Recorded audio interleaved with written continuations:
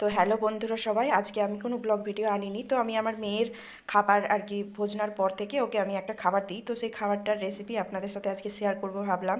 তো আপনারা যারা ভাবেন যে বেবির জন্য ডেলি একটা খাবার আমরা ভোজনার পর থেকে কি রাখতে পারি, তো আমি আপনাদের থেকে এই খাবারটা সাজেস্ট করব আপনাদের বাচ্চাদের জন্য এগুলো রাখতে পারেন। তো দেখুন আমি এখানে কি কি নিয়েছি, এখানে দেখতেই পাচ্ছেন। এখানে প্রথমেই নিয়েছি গম, আর এখানে আছে ছোলা, আর এখানে ভুট্টা দানা, আর এটাকে ভটমাস বলে।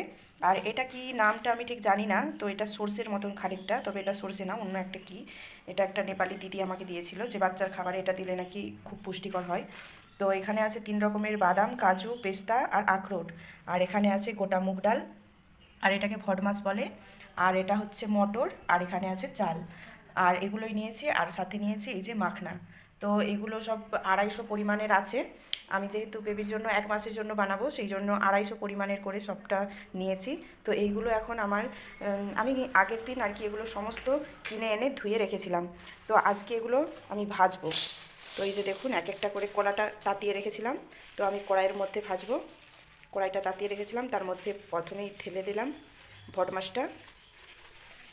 তো এটাকে আমি এখন ভালো করে ভেজে নেব।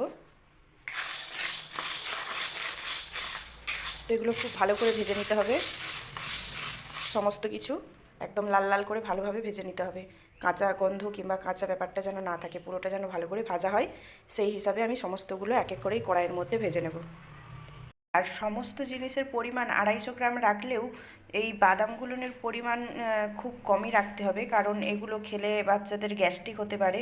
তো যেহেতু বাচ্চাদের হজম ক্ষমতা অনেকটা কম থাকে, সেই জন্য এগুলো কিছুটা কম করে নিতে হবে। যে কাজু 7-8টা কিংবা আখরোট গোটা গোটা 4-5টা দিলেই হবে।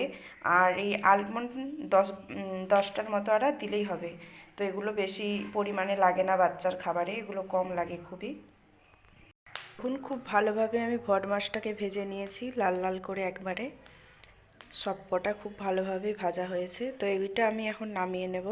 ছোলাটাও ভালো করে ভেজে নিয়েছি, মটরটা এই যে ভাজা হচ্ছে। আমি এখানে ভালো করে মটরটা ভেজে নিয়েছি। তো এখানে ভুট্টা দানাটাও ভাজা হয়ে গেছে প্রায়, দেখুন কিছু কিছু ভুট্টা দানা ফুটেও গেছে। তো এখানে মুগ ডালটা আমার ভালো করে ভাজা হয়ে গেছে। আর দেখুন চালটাও আমি ভালো করে খুব ভাজছিলাম, ভাজতে ভাজতে গ্যাস শেষ হয়ে গেছিলো। গ্যাসটা আনার পর তারপর আবার লাল লাল করে আমি চালটাকে ভেজে নিয়েছি। তো দেখুন গমটাও আমার খুব ভালো করে ভাজা হয়ে গেছে। এরকম করে সবকটা আমি ভেজে নিচ্ছি। তো আমি খুব ভালো করে বাদামগুলোও ড্রাই রোস্ট করে ফেলেছি, আর মাখনাটাও লাল লাল করে কড়া করে ভেজে নিয়েছি। আর এখানে শুধু সর্ষের মতো কালো দানাটা, সেটাও আমি ভালো করে ভেজে নিয়েছি। কিছু কিছু কালো দানাগুলো ফুটেও গেছিলো। এই দেখুন এটা আমার ভাজা হয়ে গেছে। তো এখানে তখন ভুল বলে ফেলেছিলাম, তো এটাকে বড়ি দানা বলে। বড়ির দানাগুলো আমি খুব ভালো করে ভেজে নিয়েছি। তো দেখুন এখানে আমাদের সমস্ত কিছু ভাজা আমার হয়ে গেছে। তো এটাকে আমি এবারে ওর পাপাকে দিয়ে দেবো, ও গুঁড়িয়ে আনবে। তো গুঁড়িয়ে নিয়ে চলে এসেছে। তো আমি ওকে ভাবলাম এটা তৈরি করেও খাই, আপনাদের সাথেও শেয়ার করি যে এটা একদম রেডি কী করে করি। তো এক বাটি জলের মধ্যে আমি 1-1.5 চামচ গুঁড়োটা দিয়ে দিলাম। তো জলটা ঠান্ডা অবস্থাতেই আমি এটা ভালো করে জলের সাথে গলিয়ে মিশিয়ে নেব।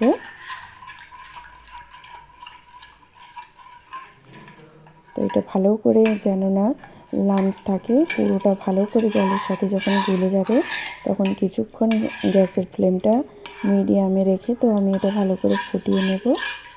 কয়েক মিনিটের মধ্যেই এটা থকথকে হয়ে যাবে, টাইট ভাব চলে আসবে। তো আপনার বেবি যতটা টাইট খেতে পারে, তো সেই অনুযায়ী আপনারা বানিয়ে নেবেন। তো দেখুন আমার হয়ে গেছে প্রায়। তো ওই যে আমি আর বেশি টাইট করব না। তো এটা আমি পাটিয়ে ঢেলে নিয়েছি, আর নিচে ঠান্ডা জল দিয়ে দিয়েছি যাতে তাড়াতাড়ি ঠান্ডা হয়ে যায়। তো সেই জন্য তো এটা এখন রেডি, প্রায় ঠান্ডা করে বেবিকে খাওয়ানোর জন্য কমপ্লিট হয়ে যাবে। তো দেখুন এখানে ওর পাপা খাইয়ে দিচ্ছিল। তো ওই যে ওর সাথে খুব বকে বকে গল্প করে ওকে খাওয়াতে হয়। তো আজকের ভিডিওটা অবশ্যই আপনাদের কেমন লেগেছে আপনারা আমাকে কমেন্টের মাধ্যমে জানাবেন। আর আজকের মতন এইখানেই, দেখা হচ্ছে পরবর্তী ভিডিওতে। Bye bye.